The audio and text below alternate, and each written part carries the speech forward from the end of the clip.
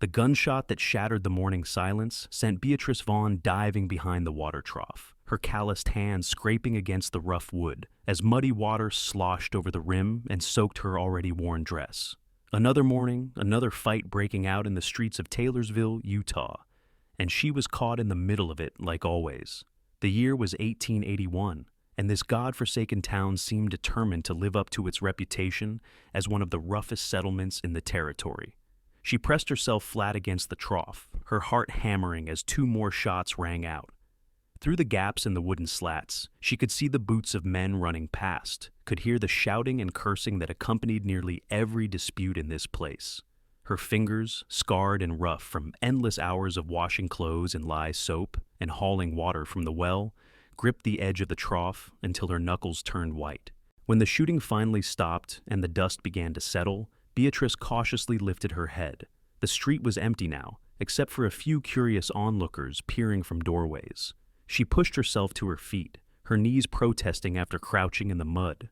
At 23 years old, she already felt twice that age. 7 years of backbreaking labor in this town had aged her in ways that went beyond the physical. Her hands told the story better than any words could crack skin. Permanent stains from washing other people's laundry, scars from accidents with hot irons and sharp tools, calluses thick enough that she sometimes could barely feel the texture of fabric anymore. She wiped her muddy hands on her apron, knowing it was pointless. The dress underneath was already ruined, the third one this month. Mrs. Henderson would dock her pay for the delay in delivering the freshly laundered sheets she had been carrying. The bundle lay in the mud now, soaked and filthy, all her morning's work undone in seconds. "Damn it all to hell," she muttered, gathering up the ruined laundry. Her shoulders sagged under the weight of exhaustion that had nothing to do with the physical burden she carried. This was her life, an endless cycle of washing, scrubbing, mending, and starting over when something went wrong. And things always went wrong in Taylorsville. The town sat in a valley surrounded by mountains, a way station for miners, ranchers, and drifters heading to better places. Nobody stayed in Taylorsville unless they had no choice. Beatrice had no choice. She had arrived here at 16 with her father, who had grand dreams of striking it rich in the silver mines. 3 months later, a cave-in had taken him and 12 other men.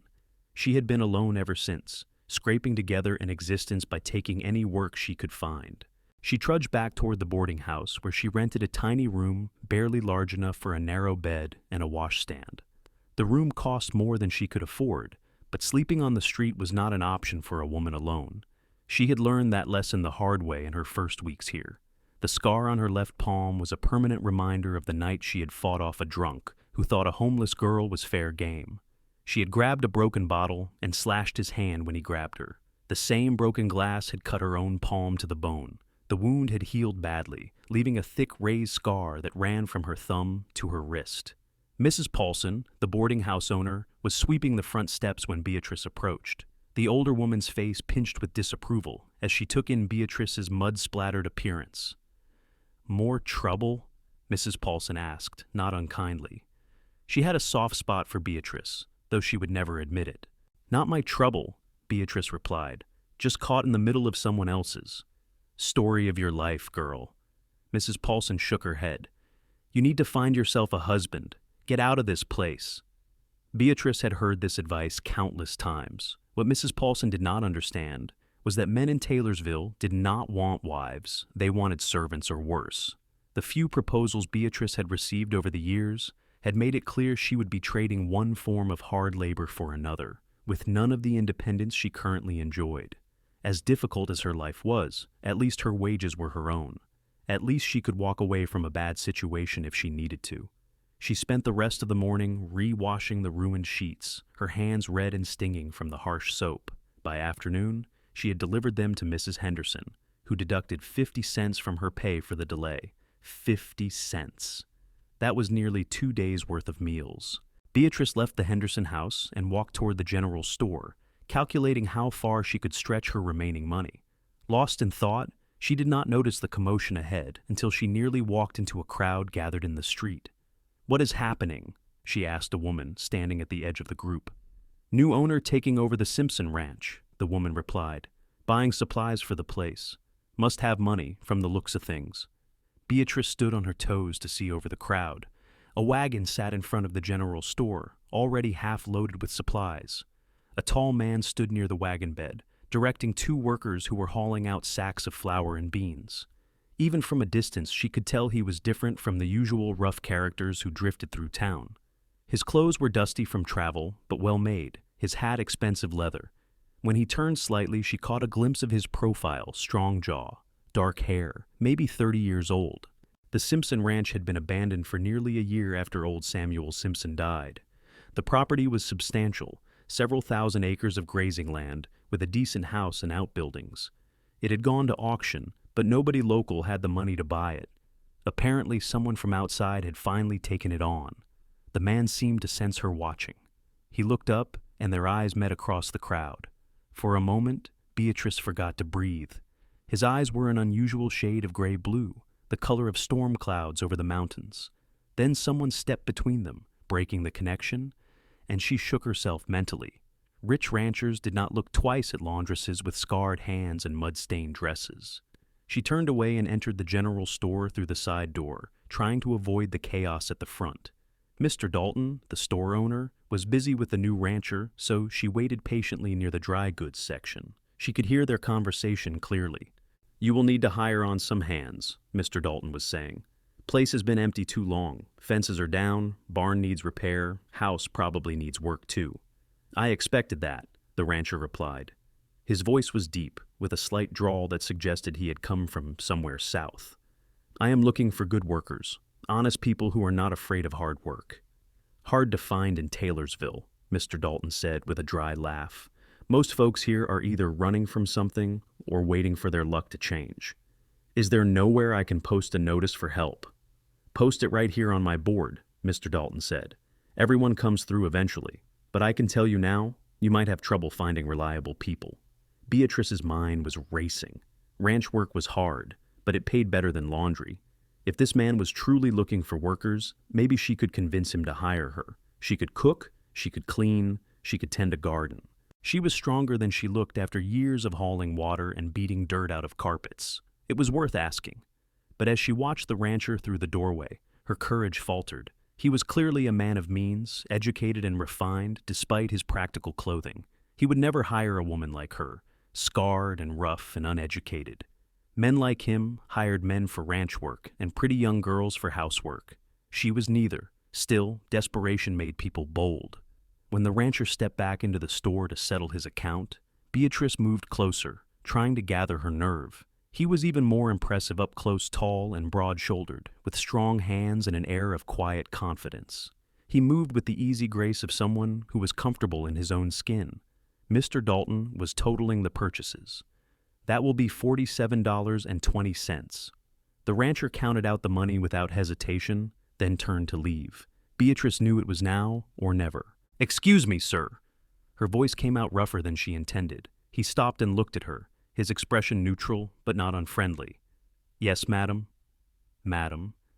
When was the last time someone had called her madam instead of girl or worse? She swallowed hard. "I heard you saying you need workers. I am looking for work." His gaze swept over her, taking in her worn dress and work-roughened appearance. She fought the urge to hide her hands behind her back. "What kind of work do you do?" "Whatever needs doing," she said honestly. "I can cook, clean, mend, tend animals. I am strong, and I do not mind hard work. I am used to it." He was quiet for a moment, studying her face. She lifted her chin, refusing to look away despite her embarrassment. If he was going to reject her, she would at least maintain her dignity. "What is your name?" he asked finally. "Beatrice Vaughn." "Blake Norton." He extended his hand, and she hesitated before taking it. His palm was calloused from work, but warm and steady. When he felt the rough texture of her hand, she saw something shift in his expression, not disgust, but curiosity. "You have worked hard, Miss Vaughn." It was not a question. She pulled her hand back quickly. "All my life." "The ranch house needs a thorough cleaning, and the kitchen needs to be set up properly," he said slowly. "I also need someone who can handle basic ranch tasks when needed. Feed the chickens, gather eggs, help with garden work. The pay is $30 a month plus room and board. The work is steady but demanding. I expect honesty and reliability. $30 a month. She currently made about 15 on a good month, with no guarantee of food or lodging. It sounded too good to be true. Why would you hire me? She asked bluntly. You do not know anything about me. Blake Norton smiled slightly, the first real expression she had seen on his face. I know you were brave enough to ask for work when most people would have been too intimidated. I know your hands show you are not afraid of labor, and I know honest desperation when I see it. You need work, and I need workers. Seems straightforward to me. When would I start? Tomorrow morning, if you are available. I am heading out to the ranch now to assess what needs to be done. Meet me there at sunrise, and we will discuss the details. Beatrice felt dizzy with relief and disbelief. Thank you, Mr. Norton. I will be there. He nodded and turned to leave, then paused. Miss Vaughn, bring whatever belongings you have. There is a small cabin on the property that should suit you better than wherever you are staying now. After he left, Beatrice stood frozen in the store for a long moment. Mr. Dalton cleared his throat. You looking to buy something, Beatrice? She shook herself. No, I just came to see the prices. She hurried out before he could comment. That night, she could barely sleep. She packed her few possessions, 2 dresses, some undergarments, a hairbrush with missing bristles, a photograph of her father, and a small Bible her mother had given her before she died. Everything she owned in the world fit into a single battered carpet bag. Mrs. Paulson was surprisingly emotional when Beatrice told her she was leaving. You be careful out there, the older woman said. A young woman alone with a man she barely knows. People will talk. People already talk, Beatrice replied gently. At least this way, I will have a roof over my head that does not take most of my wages. She left the boarding house before dawn, walking the 3 miles to the Simpson Ranch as the sun began to paint the sky pink and gold. The ranch sat at the base of the mountains, surrounded by rolling grassland that stretched for miles. The house was a 2-story structure built from logs and stone, larger and more solid than she had expected. The barn and outbuildings showed signs of neglect, but were fundamentally sound. Blake Norton was already up, standing on the porch and surveying his property. He turned when he heard her footsteps. You came early, he said. I did not want you to think I was unreliable. Come inside. I will show you what needs to be done. The house was dusty and musty from being closed up, but Beatrice could see it had once been beautiful. There were real glass windows, wooden floors, and a large kitchen with a proper stove. The furniture was still there, covered with sheets. Upstairs were 4 bedrooms, all empty except for bed frames. Samuel Simpson built this place for a family he never had, Blake explained as they walked through the rooms. He poured everything into it, then lived here alone for 40 years. Seems a waste. It is a good house, Beatrice said. It just needs care. That is what I am hoping you will provide. He led her back downstairs and out to a small cabin, about 50 yards from the main house. It was a single room with a fireplace, a narrow bed, a table, and 2 chairs. Simple, but clean and private. This was built for a foreman who never materialized. It is yours if you want it. Beatrice set down her carpetbag, hardly able to believe this small building was hers to use. It is perfect. Good. Take the morning to settle in. This afternoon I would like you to start on the kitchen. Make a list of any supplies you need. I will be working on the barn, but come find me if you need anything. He left her alone, and Beatrice sat down on the bed, feeling the tears she had been holding back finally spill over. For the first time in 7 years, she had a real chance at something better. She would not waste it. The next few weeks passed in a blur of constant activity. Beatrice threw herself into the work with fierce determination. She scrubbed the house from top to bottom, beating dust from curtains, washing windows until they sparkled, and polishing the wooden floors until they glowed. She cleaned out the kitchen, organized the pantry, and made lists of supplies needed. Blake gave her money to purchase what she required and never questioned her choices. He hired 3 ranch hands to help with the outside work, an older man named Charlie and 2 younger men, Tom and Jesse. They were rough but respectful, and they took their meals in the bunkhouse Blake had repaired.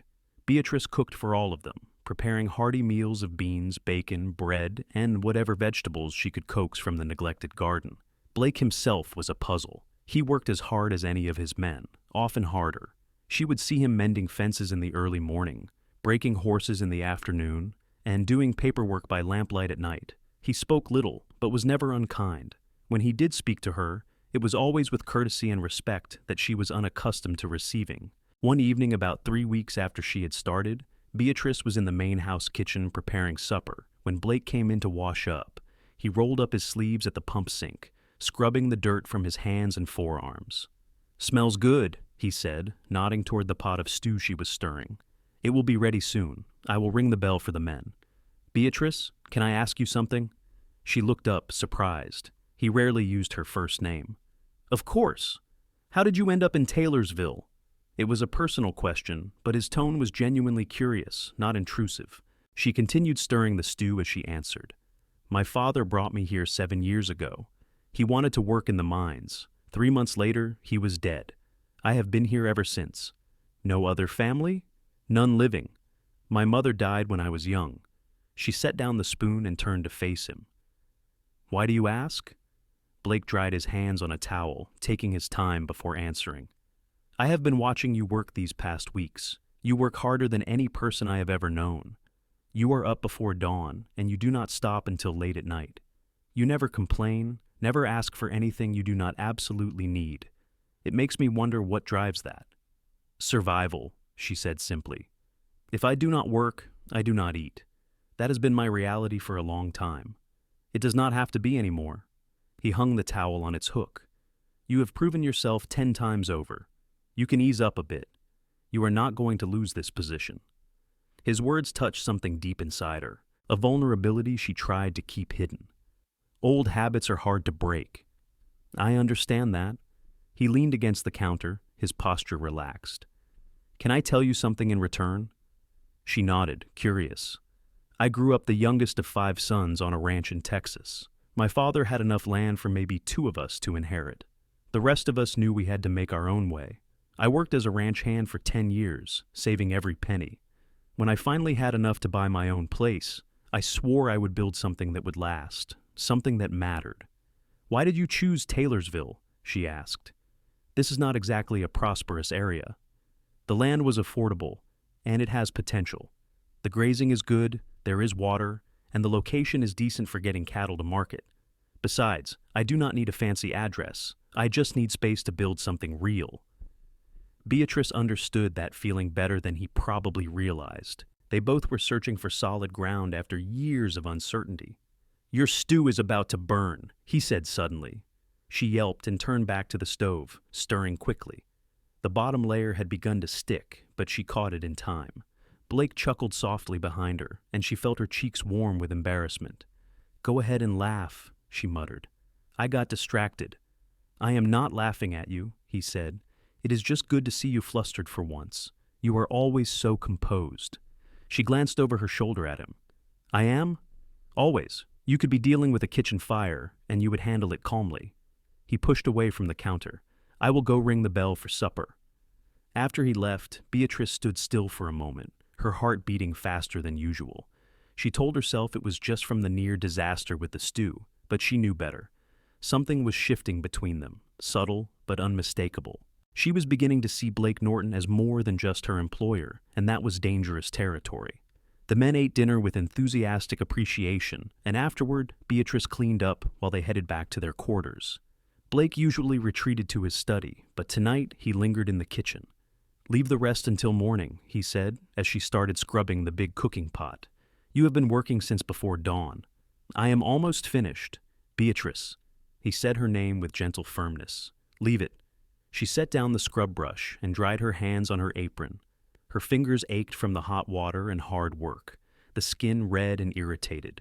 She tried to hide them, but Blake noticed. "Let me see your hands," he said. "They are fine. Please." Reluctantly, she held them out. In the lamplight, every scar, every callus, every crack in her skin was clearly visible. She had always been ashamed of her hands, these rough tools that marked her as someone who worked for survival. She started to pull them back, but Blake gently caught her wrists. He looked at her hands carefully, turning them over to see both sides. His touch was light, careful, as if he was examining something precious rather than the work-worn hands of a laborer. Beatrice held her breath, waiting for the inevitable comment about how rough they were, how unladylike. Instead, Blake bent his head and pressed his lips to her scarred left palm, the one marked by the bottle glass all those years ago. The gesture was so unexpected, so tender, that Beatrice gasped. "These hands are beautiful," he said quietly, looking up at her. "They tell a story of courage and survival. They show strength and determination. Do not ever be ashamed of them." Tears sprang to her eyes before she could stop them. No one had ever said anything like that to her. No one had ever looked at her damaged hands and seen anything but ugliness. "I do not understand," she whispered. Blake released her wrists but did not step back. "What do you not understand? Why you would say that? Why you would kiss my hands? I am just your housekeeper. Is that truly what you think?" His eyes searched her face. "Beatrice, you are not just anything. From the moment you walked up to me in that store and asked for work, I saw someone extraordinary. These past weeks have only confirmed it." "I am ordinary," she protested. "I am poor and uneducated and—" "You are brave and hardworking and honest," he interrupted. "You are intelligent and capable. You have survived things that would have broken most people. There is nothing ordinary about you." She did not know what to say. Her heart was pounding so hard, she was sure he must be able to hear it. "Mr. Norton." "Blake, please call me Blake." "Blake," she said softly, testing his name on her tongue. "I do not know what you want from me." "I want you to stay," he said. "Not as just a housekeeper, but as someone who belongs here, someone who is building this place with me." "For how long?" "As long as you want. As long as forever, if that is what you choose." The implications of his words hung in the air between them. Beatrice felt as if she were standing on the edge of a cliff, about to step off into unknown space. Everything safe and familiar was behind her. Everything uncertain and terrifying was ahead. But Blake was holding out his hand, offering to jump with her. "I am afraid," she admitted. "So am I," he said. "I have never felt this way about anyone before. It is terrifying." "What way?" Instead of answering with words, Blake reached up and cupped her face gently with one hand. He gave her plenty of time to pull away, to refuse, but she did not move. When his lips met hers, it was soft and careful, asking rather than taking. Beatrice closed her eyes and let herself feel it, the warmth, the gentleness, the promise of something she had never allowed herself to hope for. When they finally broke apart, she was trembling. Blake rested his forehead against hers, his breathing unsteady. "I am falling in love with you," he said. "I know it is fast and maybe inappropriate since I am your employer, but I cannot keep it to myself anymore. You do not have to feel the same way. You do not have to say anything right now. I just needed you to know." Beatrice pulled back enough to look into his eyes. She saw vulnerability there, fear of rejection, hope. She saw everything she was feeling reflected back at her. "I think I have been falling in love with you too," she whispered. "I tried not to. I told myself it was foolish, but every day it gets harder to deny." Blake's smile was like sunrise, bright and transforming. He kissed her again, deeper this time, and she responded with all the emotion she had been holding back for weeks. When they finally separated, both were breathless. "What happens now?" she asked. "Now we take it one day at a time," Blake said. "We keep building this ranch. We get to know each other better. And when you are ready, when you are absolutely certain, I am going to ask you to marry me. You sound very confident that I will say yes." "I am an optimist," he grinned. "But I am also patient. I will wait as long as you need." They stood in the warm kitchen, holding each other as the lamp burned low. Outside, the night sounds of the ranch continued, cattle lowing in the distance, crickets singing, the soft rush of wind through the grass. Inside, two lonely people had found something worth holding on to. The next few months transformed both the ranch and their relationship. Blake was true to his word, taking things slowly and letting their connection deepen naturally. They worked side by side during the days, and in the evenings they would sit on the porch and talk for hours. Beatrice learned about his childhood in Texas, his difficult relationship with his stern father, his dreams for the future. She told him about her mother's gentle nature, her father's big dreams and bigger failures, her years of struggle in Taylorsville. Blake treated her with consistent respect and affection. He never pushed her for more than she was ready to give, but he made his feelings clear in dozens of small ways. He always thanked her for meals and noticed when she had made something special. He brought her small gifts from town, a new hairbrush, a bar of sweet-smelling soap, a book he thought she might enjoy. He never mentioned her hands again, but sometimes she would catch him looking at them as she worked, his expression soft and admiring. The ranch prospered under their combined efforts. Blake's experience and business sense, combined with Beatrice's tireless work ethic and practical nature, made them an effective team. They acquired cattle, repaired all the fences, and established relationships with other ranchers in the area. The garden Beatrice had reclaimed produced abundantly, and she preserved vegetables and fruits for the winter months. Charlie, Tom, and Jesse became friends as well as employees. They treated Beatrice with respect, partly because Blake made it clear that disrespect would not be tolerated, but mostly because they genuinely liked her. She mended their clothes, doctored their injuries, and always made sure they had enough to eat. In return, they helped her with heavy tasks and were protective of her when they all went to town for supplies. On one such trip to Taylorsville in late autumn, Beatrice encountered Mrs. Paulson outside the general store. The older woman's face lit up when she saw Beatrice. "Look at you," Mrs. Paulson said, taking in Beatrice's appearance. She wore a new dress that Blake had insisted on buying her, and regular meals had filled out her too thin frame. Her face had color and light that had not been there before. "You look healthy, happy." "I am," Beatrice said simply. "That rancher treating you well?" "Better than well. He is a good man." Mrs. Paulson smiled knowingly. "I see the way you talk about him. That is more than just employee satisfaction." Beatrice felt herself blush. "We care for each other." "Then I hope he has sense enough to marry you proper," Mrs. Paulson said. "You deserve some happiness after all you have been through." "Thank you for being kind to me when I lived at the boarding house," Beatrice said impulsively. "You did not have to be, but you were." "Mrs." Paulson patted her arm. "You were always a good girl, Beatrice. Just needed a fair chance. Looks like you found one." That evening, as Beatrice and Blake drove the wagon back to the ranch, she told him about the encounter. He listened quietly, the reins easy in his hands. "She is right," he said when she finished. "You did need a fair chance. I am just glad I was there to offer it." "So am I." Beatrice hesitated, then added, "Blake, I have been thinking." "About what?" "About us, about the future." He glanced at her, his expression carefully neutral. "And I am ready," she said. "When you said you were going to ask me to marry you, when I was ready, I am ready now." Blake pulled the wagon to a stop right there in the middle of the road. He turned to face her fully. "Are you certain?" "I have never been more certain of anything. I love you. I want to build a life with you. I want to make this ranch our home, together." Blake's face broke into the widest smile she had ever seen. He climbed down from the wagon, came around to her side, and lifted her down. Then, right there on the dusty road with the mountains turning purple in the sunset, he got down on one knee. "Beatrice Vaughn, you are the strongest, bravest, most remarkable woman I have ever known. I love you more than I thought it was possible to love anyone. Will you marry me and let me spend the rest of my life showing you how precious you are?" "Yes," she said, laughing and crying at the same time. "Yes, Blake, I will marry you." He stood and swept her into his arms, spinning her around while she clung to his shoulders. When he set her down, they kissed with all the passion they had been carefully restraining for months. When they finally broke apart, both were breathless and grinning like fools. "I do not have a ring yet," Blake said. "I was going to get one in town, but I did not know you were ready to say yes." "I do not need a ring right now," Beatrice said. "I just need you." They climbed back into the wagon and continued home, sitting pressed close together despite the space available. That night, Blake walked her to her cabin, as he always did, but this time he lingered at the door. "I want to do this properly," he said.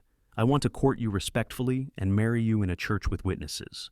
I want everyone to know you are choosing me freely, not because I am your employer or because you have no other options." "I am choosing you because I love you," Beatrice said firmly. "There is no other reason needed. I know, but I want to do this right. You deserve every courtesy, every tradition, every bit of respect that comes with a proper courtship and wedding."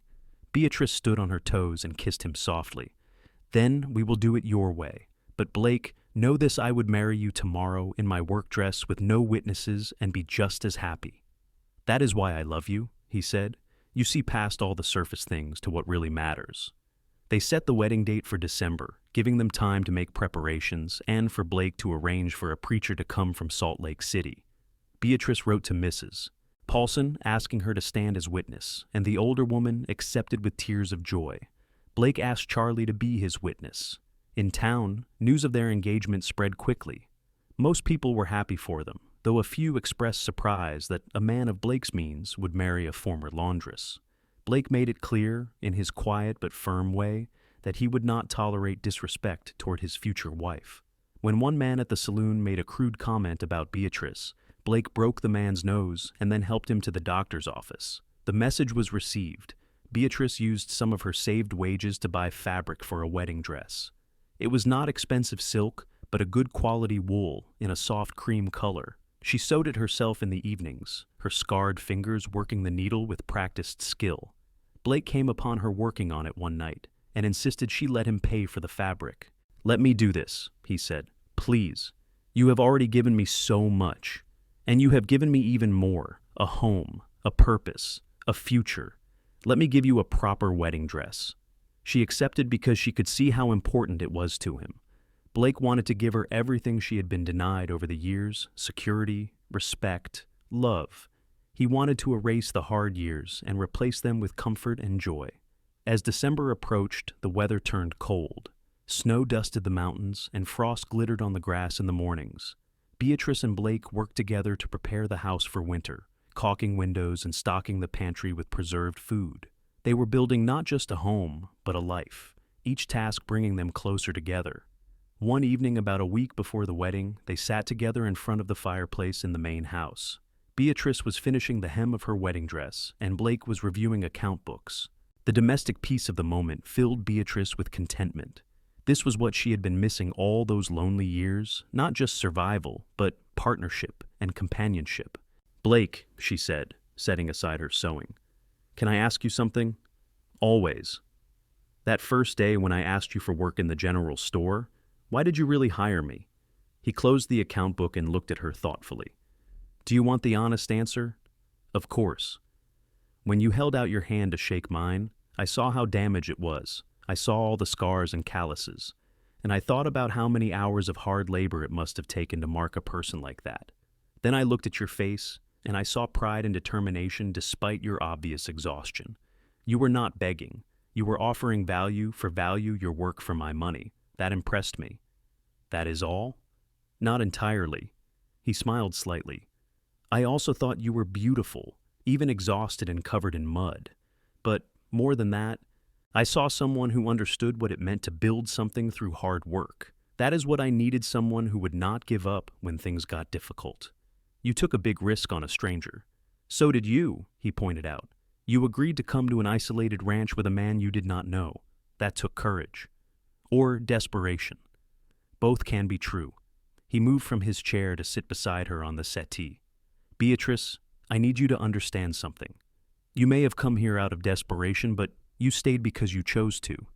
You are marrying me because you choose to. Your past does not diminish your present choices." She leaned against him, and he wrapped his arm around her shoulders. "Sometimes I still cannot believe this is real, that I get to have this life." "Believe it," he said, kissing the top of her head. "This is real, and it is only going to get better."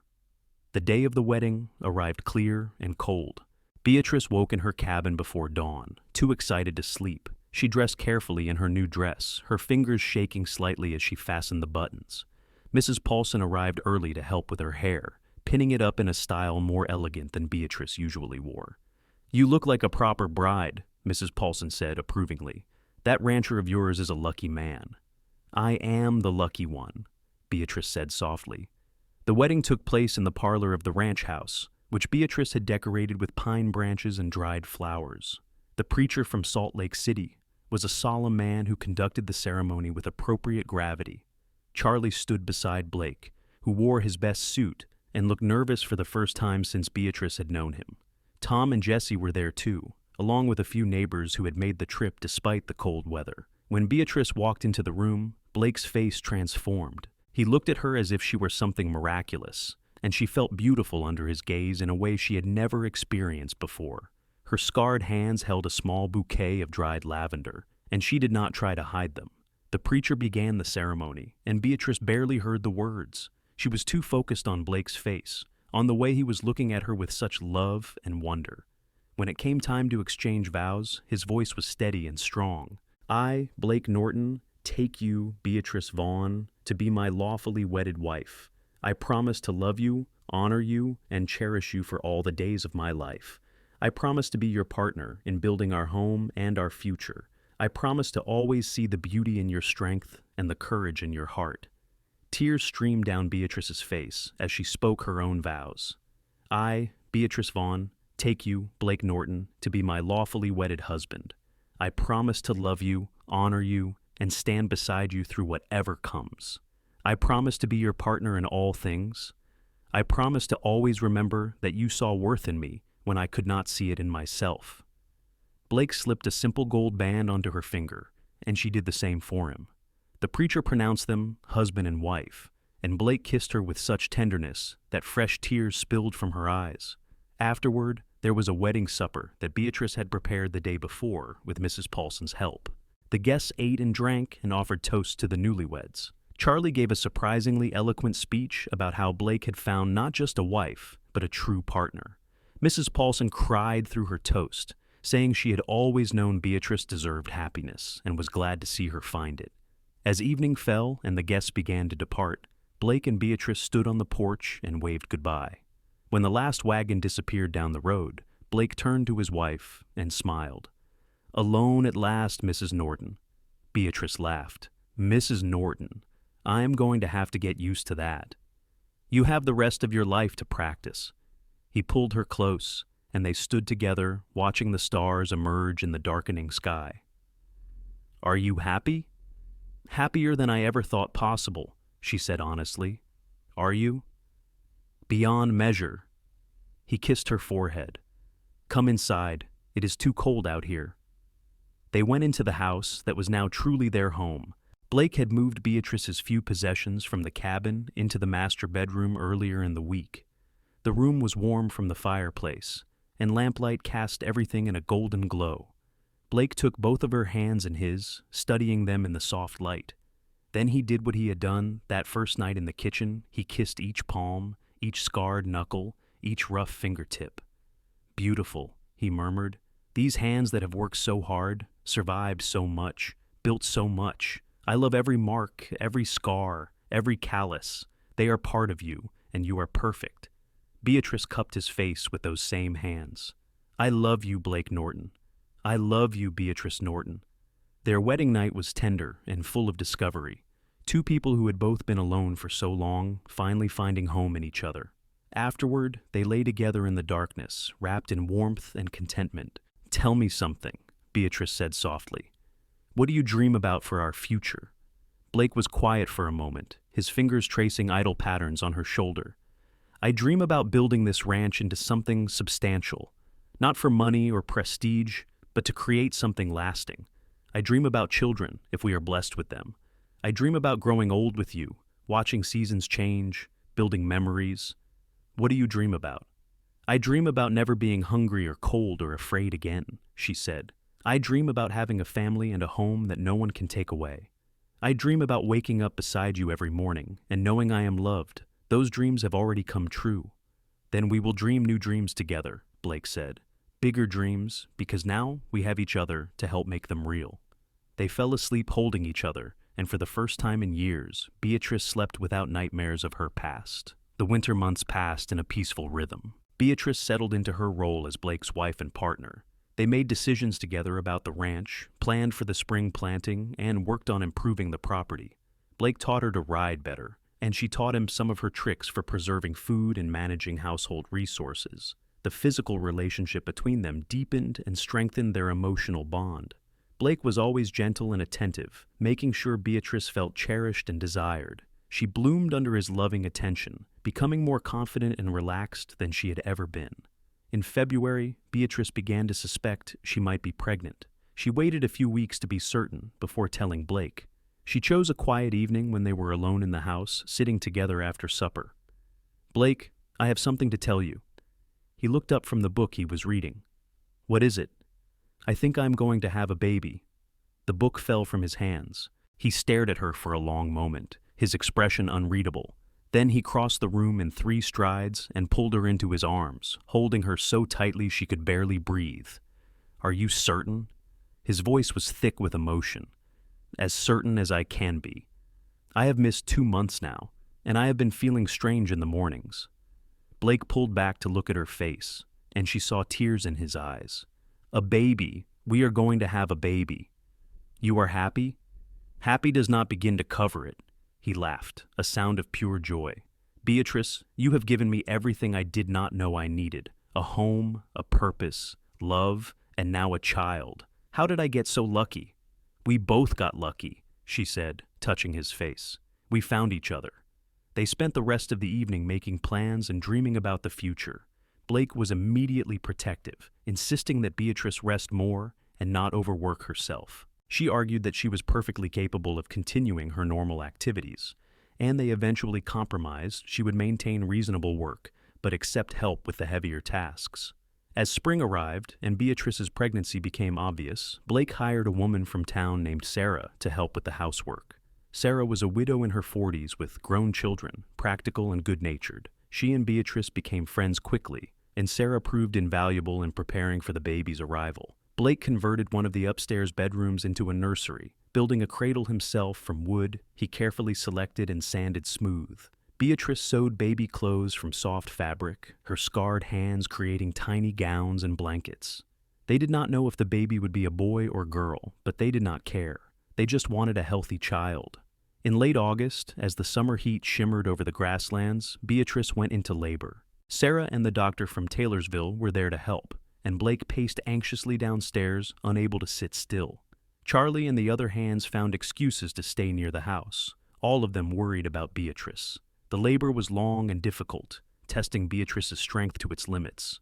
She thought about giving up more than once as the hours stretched on and the pain became overwhelming. But then she would remember everything she had survived to get to this point.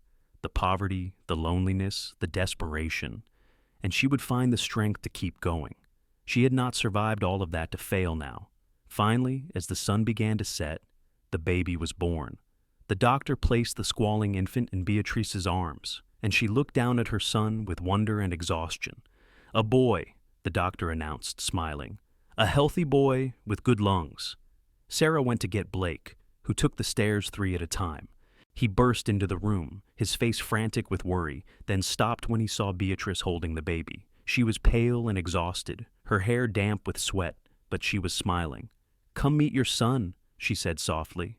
Blake approached the bed slowly, as if afraid he might break the spell. He sat carefully on the edge of the bed and looked down at the tiny red-faced baby, his eyes filled with tears. "He is perfect," Blake whispered. "You are amazing.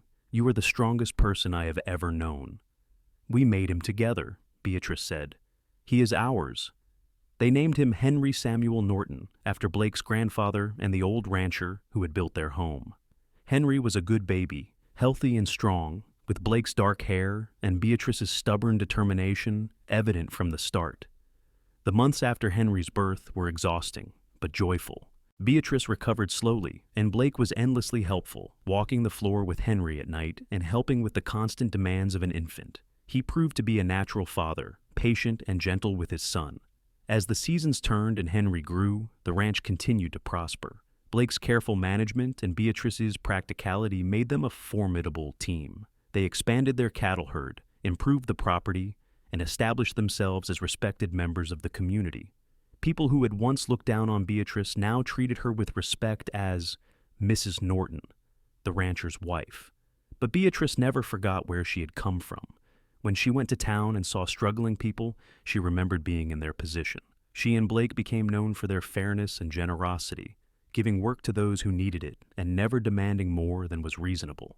One day when Henry was about 18 months old, Beatrice was in town with Sarah buying supplies when she saw a young woman standing outside the general store. The woman was thin and exhausted looking, her dress worn and patched. She held a small girl by the hand, and both looked hungry. Beatrice recognized the look in the woman's eyes, the same desperate determination she had once felt. She approached carefully. "Excuse me, are you looking for work?"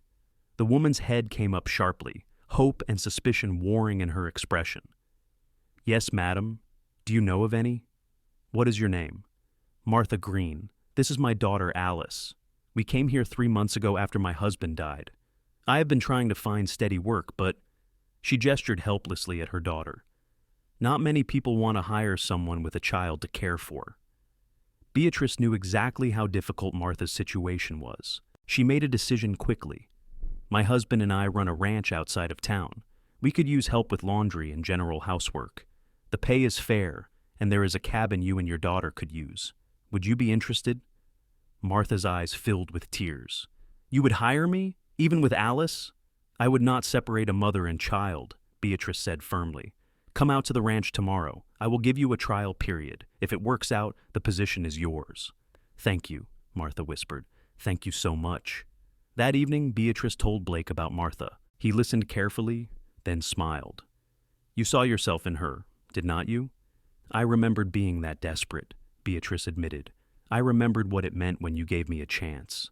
I wanted to do the same for someone else." Blake pulled her close. "This is why I love you. Your heart is as strong as the rest of you." Martha proved to be an excellent worker, grateful for the opportunity and determined to prove herself.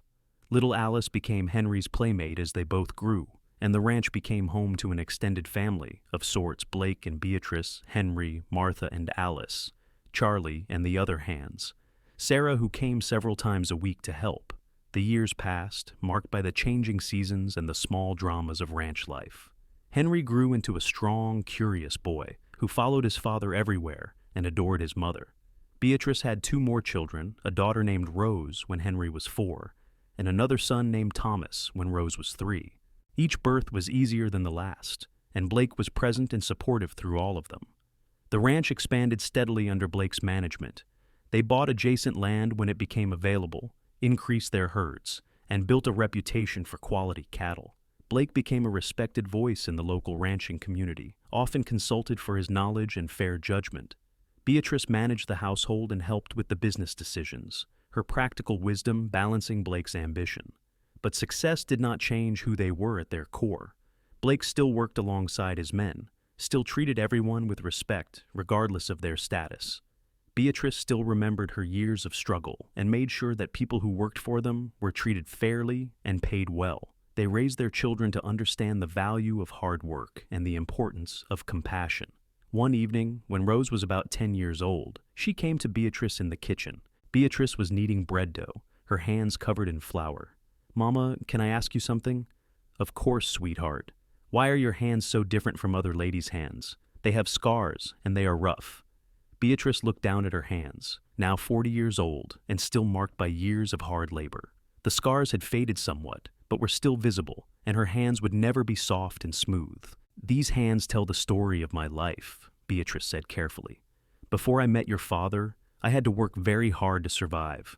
I washed clothes and hauled water, and did whatever I could to earn money for food and shelter.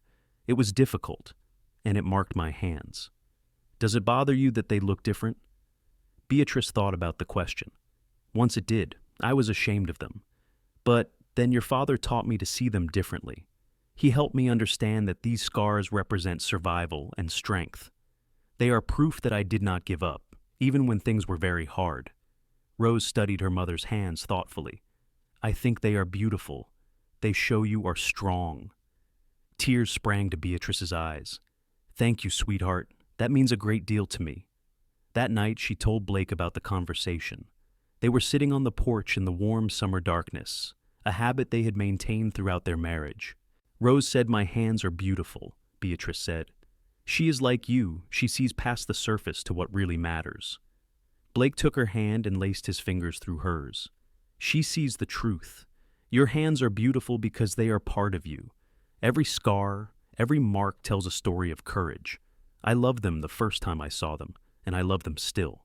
"You changed my life," Beatrice said, "not just by giving me work or marrying me, but by helping me see myself differently. You gave me back my dignity when I thought I had lost it forever." "You never lost your dignity," Blake said. "It was always there. I just helped you remember it." They sat in comfortable silence, watching fireflies dance over the grassland, and listening to the night sounds of the ranch. It was a peaceful moment, the kind that had become the foundation of their life together: quiet companionship, shared contentment, deep and abiding love. As the years continued to pass, Blake and Beatrice watched their children grow and the ranch flourish. Henry developed his father's skill with horses and his mother's practical nature. Rose was creative and compassionate, always bringing home stray animals or befriending lonely children. Thomas was curious and adventurous, constantly exploring and asking questions. Martha's daughter Alice grew up alongside the Norton children, and when she turned 18, she married Tom, one of the ranch hands. Blake gave them a piece of land to start their own small ranch. Martha continued to work for the Nortons and became like family, a beloved aunt to the children. Charlie eventually retired from active ranch work, but stayed on in a small cabin Blake built for him. He loved sitting on his porch and telling stories to the children about the early days of the ranch and how their parents had built everything from nothing. "Your mama," Charlie would tell the children, "was the toughest person I ever met. Used to watch her work from before sunup to after sundown, never complaining, never quitting. And your papa saw that strength and fell in love with it. That is why you kids have the best parents around." When Blake turned 45 and Beatrice 42, they celebrated 21 years of marriage. The occasion was marked with a big party at the ranch, attended by friends, neighbors, and everyone who had worked for them over the years. Their children organized the celebration, and the house was filled with laughter and music. As Blake and Beatrice danced together in the parlor, surrounded by people they loved, Beatrice reflected on how far they had come. The frightened, desperate young woman who had asked for work in a general store had become a confident, respected rancher's wife and mother. The lonely rancher who had taken a chance on a stranger had become the center of a thriving family and community. "What are you thinking about?" Blake asked, noticing her distant expression. "I am thinking about how grateful I am," she said. "For you, for our family, for this life we built together. I could never have imagined this when I was alone in Taylorsville, washing clothes and wondering if I would survive another year." "You survived because you are extraordinary," Blake said. "I just gave you the chance to show it." "We saved each other," Beatrice corrected gently. "You were lonely too, looking for someone to build a life with. We found each other at exactly the right time." "Fate," Blake said with a smile. "Luck," Beatrice countered. "Love," they said together, and then laughed. As the party continued around them, they slipped out to the porch for a moment of quiet. The ranch spread out before them in the moonlight, prosperous and peaceful.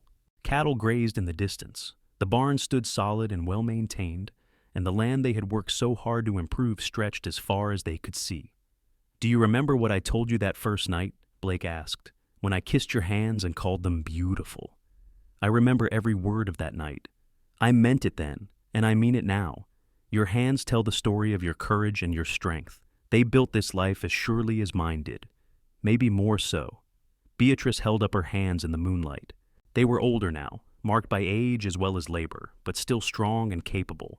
"These hands have held our children, cooked thousands of meals, worked alongside you to build our home. They have lived a good life. They have held my heart," Blake said softly, taking her hands in his. "From that first moment to this one, and forever after."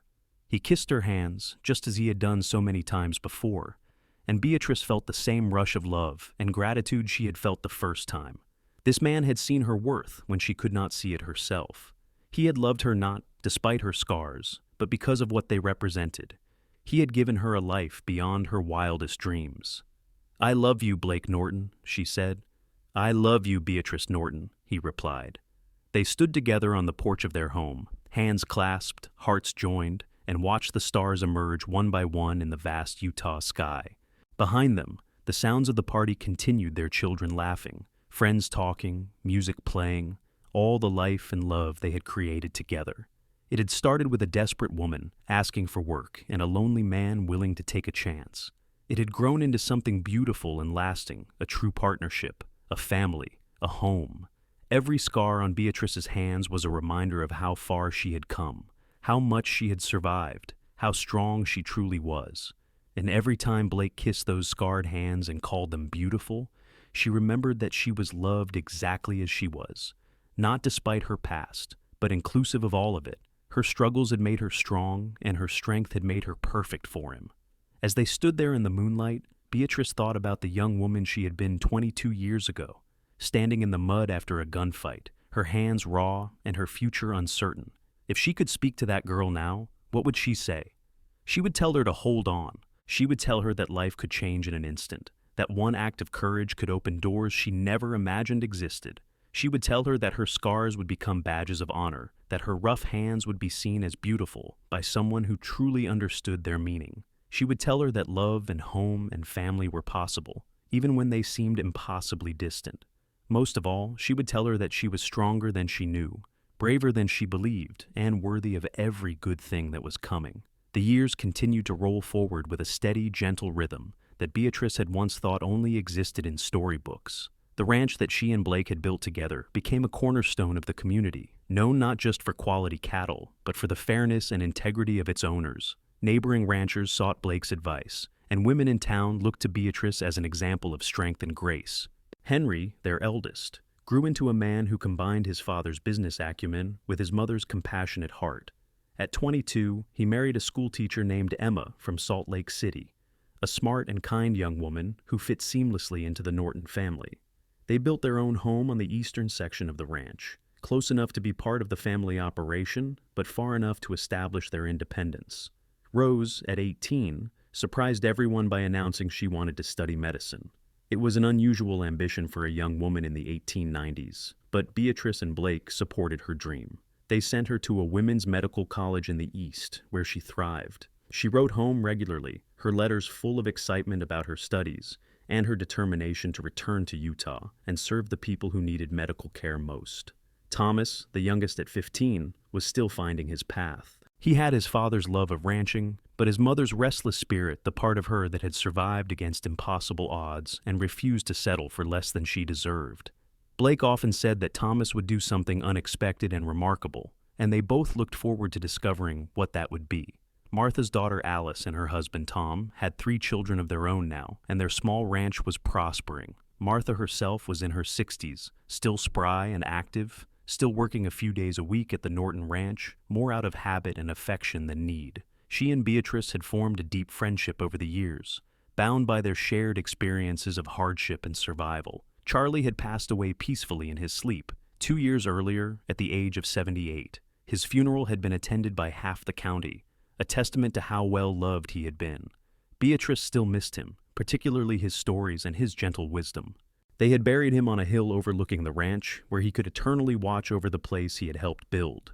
On a crisp autumn morning, Beatrice stood in her kitchen preparing breakfast as she had done thousands of times before. She was 47 now, her hair streaked with silver, and her face lined with the marks of a life well lived. Her hands, still scarred and rough, moved with practiced efficiency as she cut vegetables and stirred pots. Blake came in from the barn, stamping his boots on the doormat. At 50, he was still strong and active, though his dark hair was going gray at the temples. He came up behind Beatrice and wrapped his arms around her waist, resting his chin on her shoulder. "Smells good." "Same thing I make every Sunday morning," she replied, but she was smiling. "Still my favorite." He kissed her cheek, then reached around to capture her hands, stilling their work. He turned her to face him. "Have I told you today that I love you?" "You told me this morning when we woke up, and last night before we went to sleep, and yesterday at lunch, and—" "Not nearly enough then," he interrupted with a grin. He lifted her hands and kissed them, one by one, the gesture as tender as it had been 23 years ago. Beautiful hands, strong hands, hands that built our life. Beatrice felt the familiar warmth spread through her chest. After all these years, his words still moved her. "You are going to make me cry into the eggs." "Cannot have that." But he did not let go of her hands. "Beatrice, I have been thinking. That usually means you have a plan. More of an idea. Henry is managing most of the day-to-day operations now. Tom and the other hands have everything well in hand. What would you think about taking some time, just the 2 of us, to travel a bit? See some of the country we have never had time to visit." Beatrice considered the idea. They had rarely left the ranch for more than a day or 2 at a time, always too busy with work and children. But the children were grown now, and the ranch was stable. The idea of spending time with Blake away from their responsibilities was appealing. "Where would we go?" "Wherever you want. California to see the ocean, back east to visit Rose. Up to Montana just to see something different? I do not care as long as we are together. Let me think about it, she said, though she could already feel excitement building. After we get through the fall roundup and after Thomas finishes his schooling for the year. Spring then, Blake said. We will plan a trip for spring. They sealed the agreement with a kiss, and Beatrice turned back to the stove with a lighter heart. Even after all these years, Blake could still surprise her, still show her new possibilities. Their love had not dimmed or become routine. It had deepened and matured like fine wine, gaining complexity and richness with time.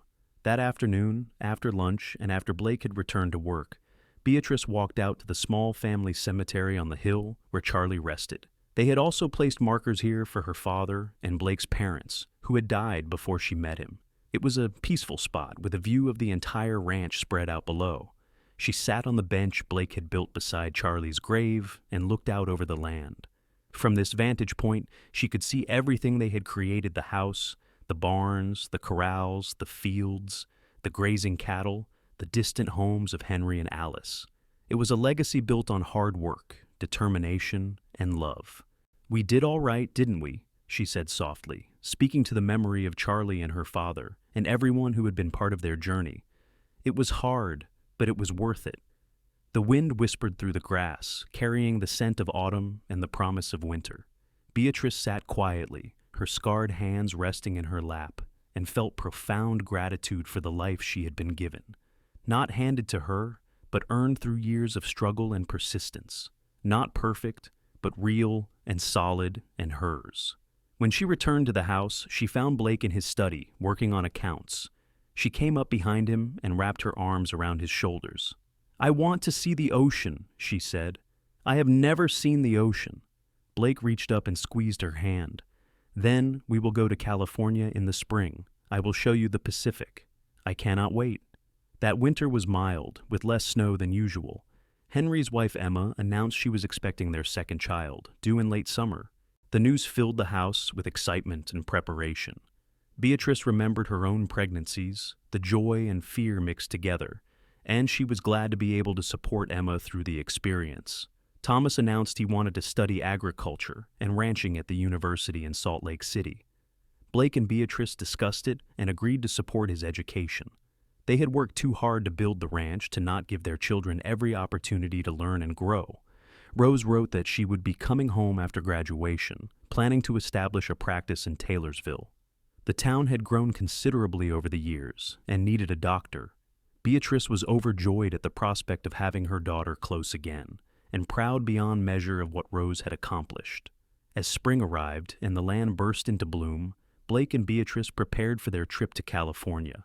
It would be the longest they had ever been away from the ranch, nearly 3 weeks of travel and exploration. Henry assured them repeatedly that he could manage everything, and Beatrice finally stopped worrying and let herself feel excited. They took the train west, watching the landscape change from grassland to desert to mountains and finally to the coast. Blake had booked them a room in a hotel in Santa Barbara, a beautiful town on the edge of the Pacific Ocean. The first time Beatrice saw the ocean, she wept. She stood on the beach with Blake's arm around her, staring at the endless expanse of blue water that stretched to the horizon. The waves crashed on the shore with a rhythm that seemed eternal, powerful and beautiful and humbling. It is so big, she whispered. I never imagined anything so big. Blake held her close. Makes you realize how vast the world is, and how lucky we are to have found each other in all that vastness. They spent hours on the beach, walking barefoot in the sand, and letting the waves wash over their feet.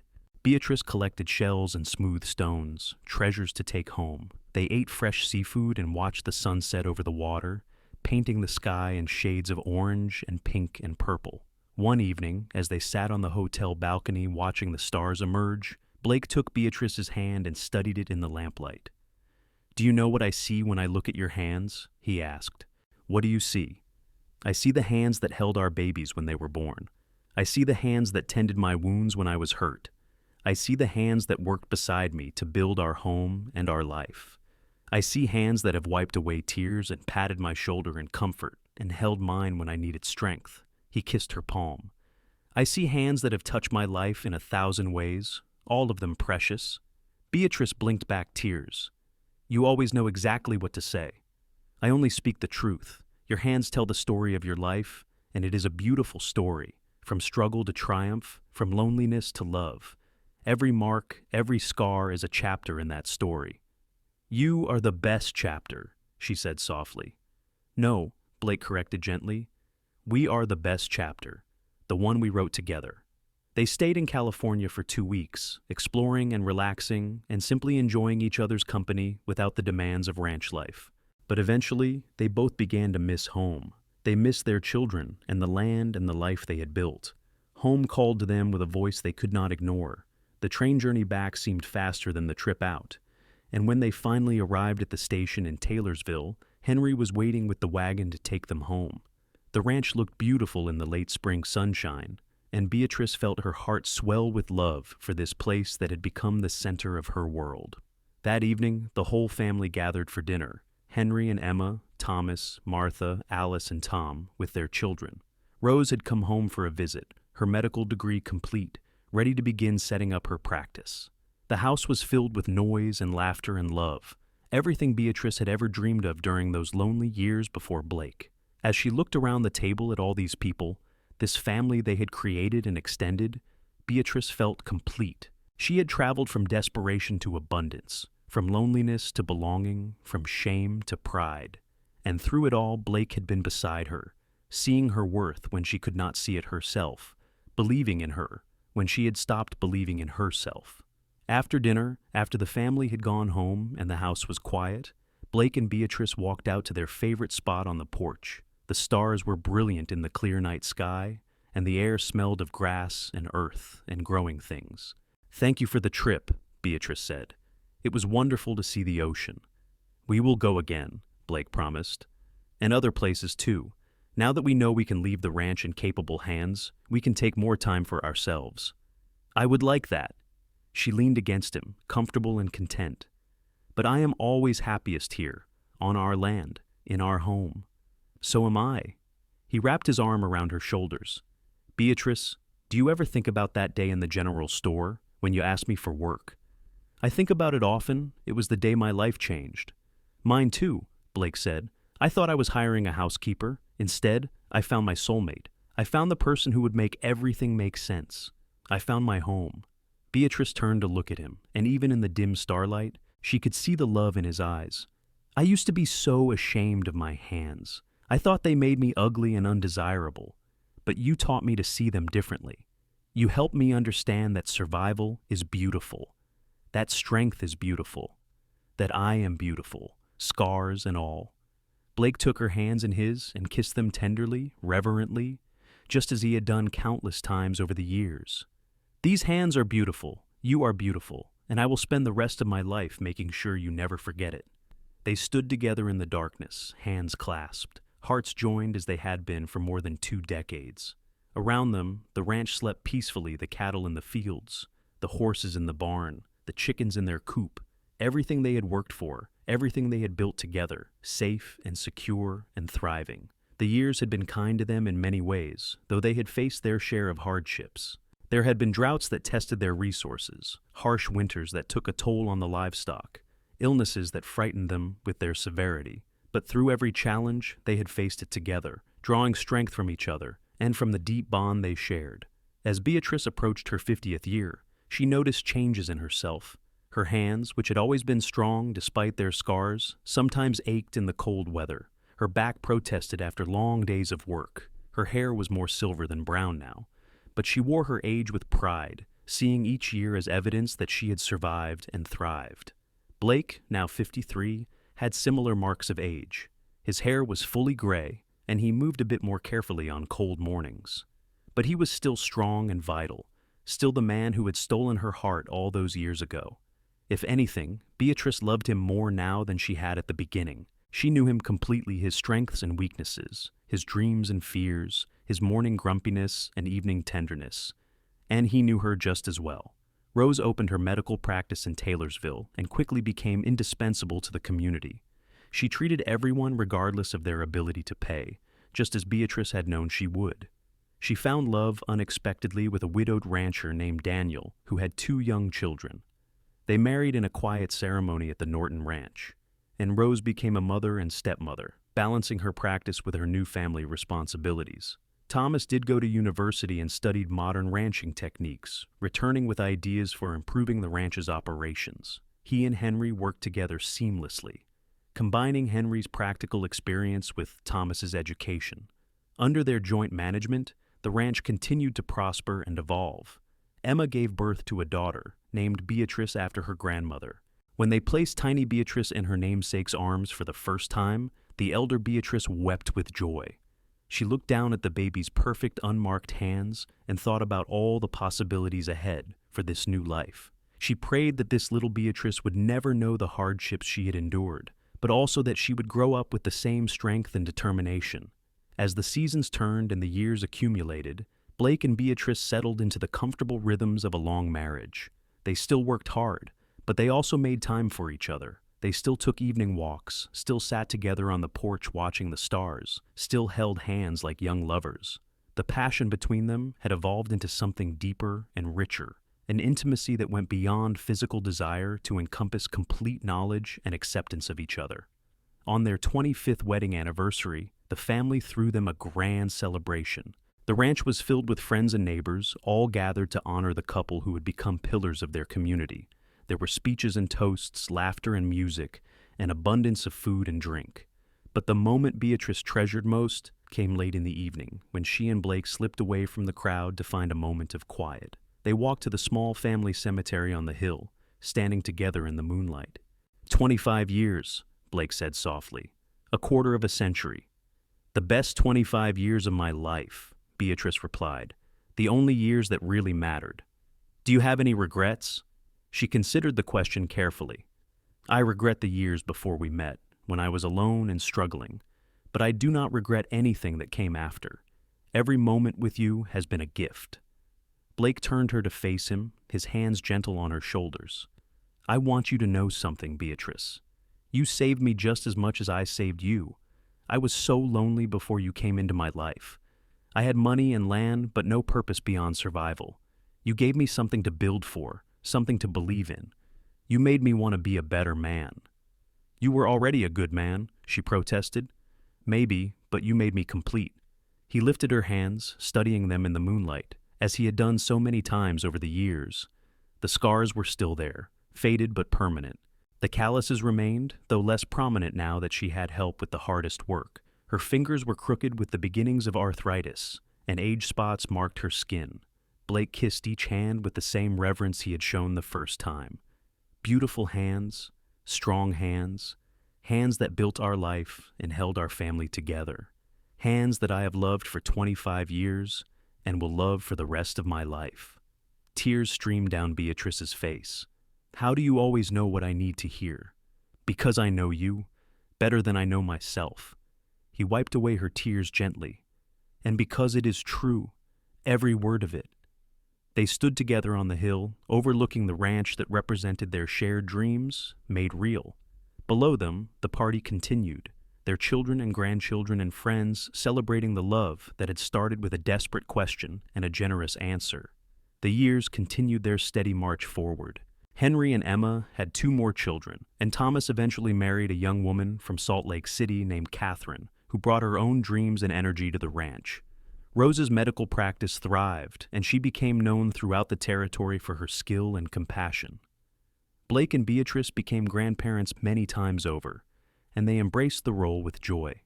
They spoiled the grandchildren appropriately, told them stories of the old days, and passed down the values that had guided their own lives: hard work, honesty, compassion, and the understanding that true strength comes from surviving difficulties and choosing to remain kind anyway. As they entered their 60s, Blake and Beatrice slowed down somewhat. Though neither ever fully retired, they handed over more of the ranch operations to their sons, but remained active in decision-making and oversight. They traveled occasionally, taking short trips to visit Rose or see parts of the country they had never explored.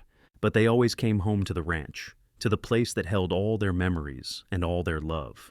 One evening in late autumn, when Beatrice was 63 and Blake 66, they sat together on the porch as the sun set over the mountains. The air was crisp with the promise of winter, and the land was painted in shades of gold and amber by the fading light. I have been thinking about something, Beatrice said quietly. What is that? About the girl I used to be. The one who stood in that general store, terrified and desperate, asking a stranger for work. Sometimes I can barely remember being her. My life now seems so far from that reality. Blake reached for her hand, his fingers automatically finding their favorite position laced through hers. She is still part of you. That courage, that determination, it never went away. You just do not need it for survival anymore. Now you use it to love and build and create. Do you think she would be proud of me, that desperate girl? I think she would be amazed, Blake said. I think she would look at this life, our family, our home, our love, and she would hardly believe it was possible. But yes, I think she would be proud, because you never gave up. Even when things were darkest, you kept fighting. You earned every bit of happiness we have. Beatrice leaned her head on his shoulder. I could not have done any of it without you. We did it together, Blake corrected. That is what partnership means. We carried each other when one of us stumbled. We celebrated each other's victories. We built something bigger than either of us could have created alone. They sat in comfortable silence as the stars began to emerge in the darkening sky. Beatrice thought about all the evenings they had spent this way over the decades, watching the day fade into night, secure in each other's presence. It was not dramatic or exciting. It was simply life, the quiet accumulation of moments that made up a marriage. Blake, she said softly, thank you. For what? For seeing me. Really seeing me, when everyone else looked past or looked away. For seeing worth in a woman with scarred hands and a desperate heart. For loving me exactly as I was. Blake lifted her hand to his lips and kissed it gently. Thank you for letting me love you, for trusting me with your heart, for building this beautiful life with me. As darkness fell completely and the stars blazed overhead, they remained on the porch, hands clasped, hearts joined. Two people who had found each other against impossible odds. Two people who had built a legacy of love and strength and family. Two people who had proven that beauty could be found in scars, that love could grow in unlikely places, and that the hands marked by hardship could build the most precious things of all: home, family, and a love that lasted forever. The ranch stretched out around them in the darkness, solid and enduring. Inside the house, lamplight glowed warm and welcoming. In the distance, they could hear Henry calling his children in for the night, could see smoke rising from Thomas and Catherine's chimney, could imagine Rose tending to evening patients in town. Everything they had worked for, everything they had built together, everything they had dreamed of during those early days when they were just learning to love each other. Beatrice looked down at their joined hands, his large and weathered, hers scarred and strong. These hands had worked so hard over the years. They had built fences and plowed fields, prepared meals and mended clothes, delivered babies and comforted the dying, held each other through grief and joy and everything in between. Beautiful hands, Blake had called them. Beautiful because of what they represented: survival and strength, love and dedication, a life well lived despite all obstacles. And sitting there on the porch with the man she loved, surrounded by the life they had created together, Beatrice finally fully believed it. Her hands were beautiful. Her life was beautiful. She was beautiful, exactly as she was, scars and all. Because love had taught her to see herself through different eyes.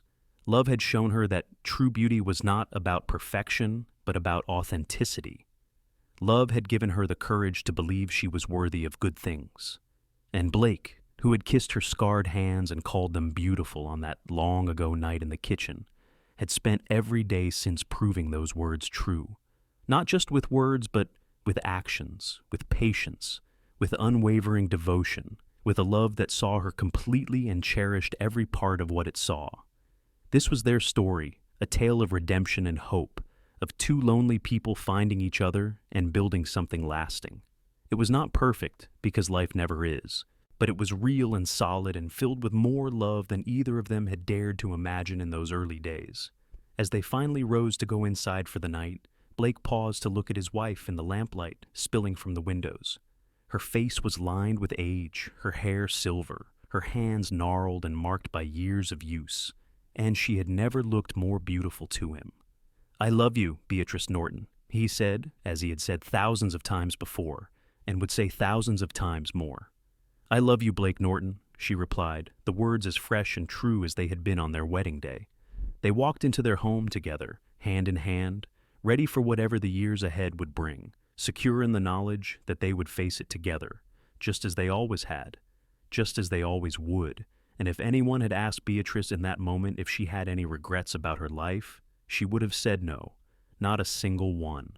Because every hardship, every scar, every desperate moment had led her to this, to love, to home, to a life beyond her wildest dreams. Her hands were scarred from years of hard labor, but her cowboy had kissed them and called them beautiful. And in doing so, he had given her the greatest gift of all, the ability to see herself as worthy of love, exactly as she was.